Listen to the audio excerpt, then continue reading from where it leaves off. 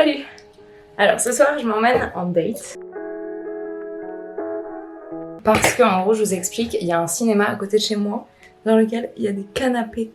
Genre tu regardes le film en étant assis sur un canapé et tu peux manger en même temps. Pas le rêve ça. Mon problème c'était que j'ai pas d'amis. Je rigole, j'ai des amis super. Mais tous avaient déjà vu le dernier James Bond comme tout le monde. Mais je sais pas pourquoi moi je l'ai toujours pas vu. Donc je me suis dit quoi de mieux que de me faire un petit date avec moi-même dans un cinéma avec des canapés à regarder le dernier James Bond en mangeant des frites à la truffe. Parce que oui apparemment ils ont des frites à la truffe. Bon on va pas parler du prix hein. Ça va me coûter une blinde mais je le mérite. Je vaux tout l'or du monde. Ouais, j'ai l'impression d'être en 2016 en mode chit-chat make-up. Laissez-moi allumer ma petite Yankee Candle. Et du coup, ouais, là j'ai 15 minutes pour me préparer. Je suis toujours en retard dans tous les cas. Donc pour mon propre date, ça ne change pas. Et en fait, ouais, je voulais aussi faire ce petit date avec moi-même parce que ces derniers jours, j'étais grave stressée. Je pense que le fait de pas dormir aussi avec la morning routine, ça va pas trop aider. Ça me fatigue tellement. Vas-y, je suis fatiguée. Ça m'endort. Je suis trop endormie. Je suis un peu moins en train de m'endormir.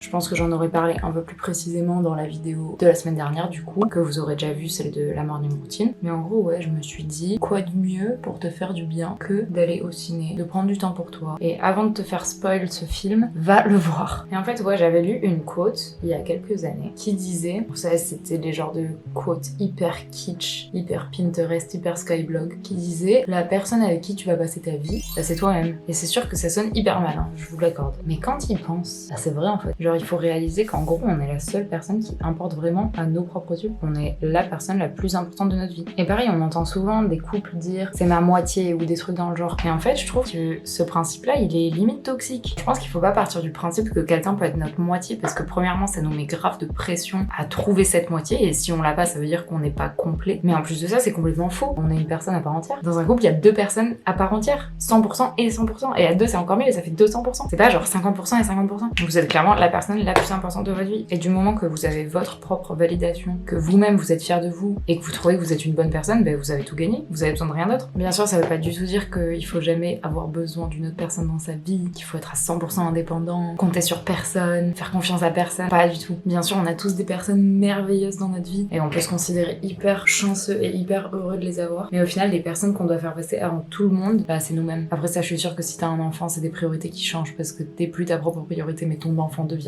tout ton monde. Mais autrement, ouais, je pense que dans la vie de tous les jours, on se fait pas assez passer en priorité. On n'ose pas toujours dire non. Des fois, on n'a pas envie de faire des trucs, mais on les fait quand même pour faire plaisir aux gens autour de nous, pour être accepté, pour être aimé, pour avoir la validation des autres. Mais au final, je pense qu'il faut avoir conscience que sa propre validation, c'est la validation la plus importante à avoir. Là, il pleut de ouf et j'ai carrément la flemme de sortir. Mais c'est parti pour me motiver. À toutes. J'avoue que j'ai pas fait un effort de dingue pour la tenue, mais on se pèle. Donc mon unique but c'est de ne pas avoir froid. Donc j'ai des collants super chauds en dessous de mon jean, un petit t-shirt chaud, ce petit pull qui est super fin mais qui est aussi super chaud, et un jean que j'ai retrouvé dans le dressing de mes parents. Éco-responsable. J'espère que c'est comme en France et qu'il y a plein de pubs parce que là je suis grave en retard.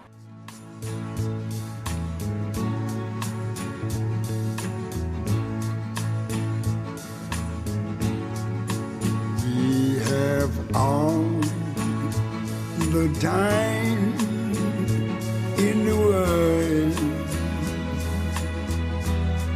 time enough for life to unfold all the precious things love has in store. We have all. Non mais vous avez déjà vu des toilettes aussi classe? Voilà, je suis rentrée de mon petit date. En vrai, c'était grave cool. En vrai, je sais pas si c'est bizarre ou pas d'aller au... genre de faire des activités toute seule. Parce que là, tu vois, j'étais la seule meuf toute seule. Il y avait que des couples, que des groupes. Et en vrai, je trouve ça un peu bête parce que c'est trop bien de faire des trucs tout seul. On devrait plus démocratiser ça. Au final, il n'y avait pas de frites à la truffe, mais j'ai quand même mangé une pizza donc c'était cool. J'étais pas si en retard que ça parce qu'il y avait 30 minutes de pub.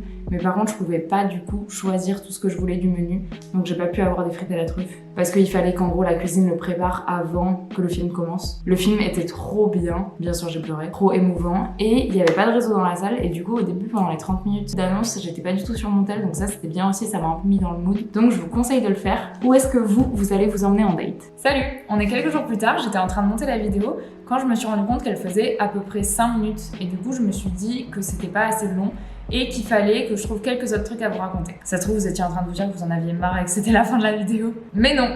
Du coup, je me suis dit que j'allais juste vous donner des idées de dates qu'on peut faire tout seul, où on n'est pas obligé d'être 2. Ou 3 ou 4, on est ouvert d'esprit ici, hein. Vous faites comme vous voulez. Et le but, c'est qu'il y ait une idée de date qui vous tente, qui vous inspire et que vous ayez envie, du coup, de prendre du temps pour vous et de passer ce temps-là tout seul avec vous-même.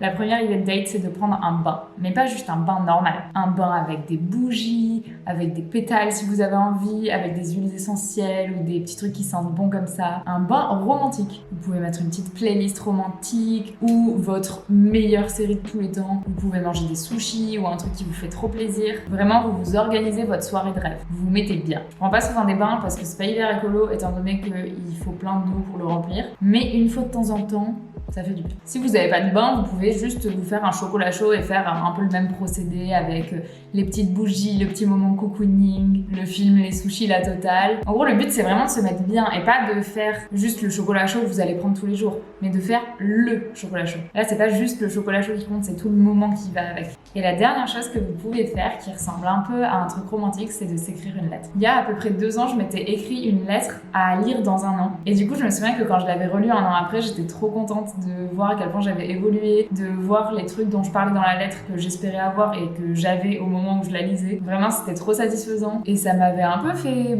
un boost dans ma confiance en moi. Parce que du coup, je me rendais compte que j'étais capable d'accomplir des choses qui me faisaient peur un an auparavant. Du coup, je vous invite vraiment à faire ça. Ça peut être soit une lettre que vous vous écrivez à lire dans un an, soit une lettre que vous écrivez à votre vous plus jeune et des conseils que vous auriez donnés à votre vous plus jeune. Ça peut être juste une lettre d'amour à vous-même aujourd'hui, au moment présent, et de vous dire tout ce que vous aimez et tout ce que vous faites bien et pourquoi vous êtes une bonne personne. Une vraie lettre d'amour, quoi, qui explique pourquoi vous vous trouvez trop super génial. Ça peut être n'importe quel type de lettre, juste soyez créatif, faites ce qui vous tente, ce qui vous inspire, mais le but c'est quand même que ça vous fasse du bien. Vraiment, la technique de la lettre à soi-même, c'est un truc hyper basique et hyper redondant en développement personnel, mais je trouve que c'est quand même un basique qui fonctionne. Ça permet de faire le point et ouais, de se montrer à soi-même qu'on est cool, quoi. J'espère que cette vidéo vous aura motivé à prendre du temps pour vous parce que c'est hyper important. On peut pas se sentir bien avec qui que ce soit du moment qu'on n'est pas bien avec soi-même. Donc ça doit vraiment être une priorité. Merci d'avoir regardé, j'espère que ça vous aura plu. Toujours la même chose, si ça vous a plu, abonnez-vous à mon Instagram, likez la vidéo, commentez, ça me ferait grave plaisir. Et surtout, ça ferait plaisir à l'algorithme YouTube. Merci vraiment de tout le soutien que vous m'envoyez, tous les messages privés sur Instagram, ça me touche tellement. Donc merci fois 1000. Et je vous dis à dimanche prochain pour une nouvelle vidéo. Ciao!